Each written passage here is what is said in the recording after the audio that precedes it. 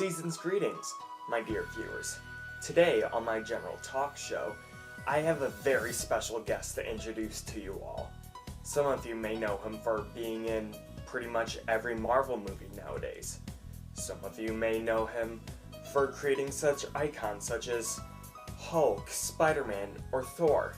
Today, I am proud to present to you the legendary Stan Lee. Excelsior! I'm very happy to be here, Danny. Likewise, Stan. To our audience, if you want to read more about this myth, this legend of a man, you can read more about him in his memoir, Amazing, Fantastic, Incredible. Shouldn't we do the interview before you plug my book, Danny? Fair enough, Stan. First off, I'd like to ask you, how are you holding up with all of your appearances in the Marvel movies, and how did you get the ability to do that? It started first as a gag in an old Fantastic Four comic, where I was kicked out of a wedding between two of my characters. Afterwards, in an homage to it in The Amazing Spider-Man with Tobey Maguire, I got added in as an extra. That must be really fun, meeting actors who are as close as humanly possible to your own creations. On that small tangent, have you met any other famous people? Indeed I have. I've met, let's see, Paul McCartney, George W. Bush, Bill Clinton, Dr. Seuss, just to name a few. That's quite a list. It really is. Here, I'll help you with a transition. I actually worked alongside Dr. Seuss and a couple other examples in World War II in the military. I wrote scripts for training movies for the troops and such. Even that early on you were writing? I have to commend you for that, Stan. Thank you, thank you. So I think it'd be best for some of our viewers for you to explain that your life wasn't always being in movies and meeting presidents. You must have had some down points in your life. Of course I did. For one, me and my wife Joan suffered a heartbreaking moment during our marriage when we were trying for kids. Second off, it was always hard in the industry losing people like Jack Kirby, our artist, when we had grown to know each other so well. And third off, it always was hard when my boss rejected my brilliant ideas. That last one must be the hardest one of them all. On a lighter note, how did you get the inspiration to become a writer when you were a kid? Like you, I read for fun in my early days. Not comics though, I didn't like that DC crap that was around then. I preferred more fantasies, and I would picture myself as the hero after I had finished reading them. Like, for example, I would picture I was Robin Hood. That's adorable.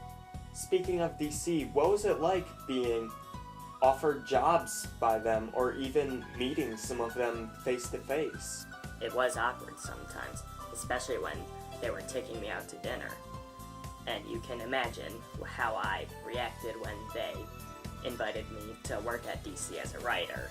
Fun fact, I did actually work alongside DC later on, redesigning a few of their characters. Which you can see if you check out his memoir. In off-brand series, of course.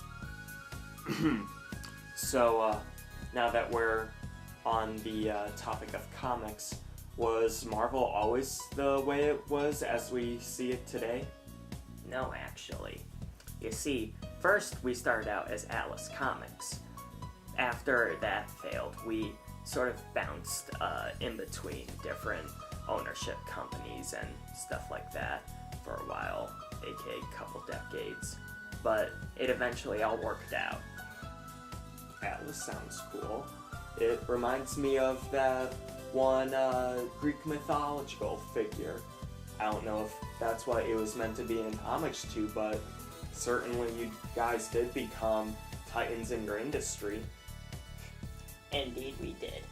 So, Stan, looking at the time, I think we have time for one more question that'll tie everything together in one nice knot. What do you say? You didn't have a watch there, but sure, let's go for it. what is your absolute favorite thing about writing stories and creating characters for Marvel? That's an easy one. I love it when people connect to my stories or characters or vice versa. When that connection happens, it lets me know that this story is actually good and relatable.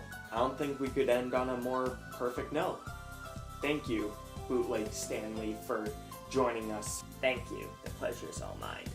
If you, dear students in Mrs. Coons' 7th period English Honors classroom, want to find out more about the real Stanley and not a bootleg one, feel free to check out his memoir at our library, Amazing, Fantastic, and Incredible. This has been Danny Korsoff and Bootleg Stanley signing off. Now, how cheesy was that?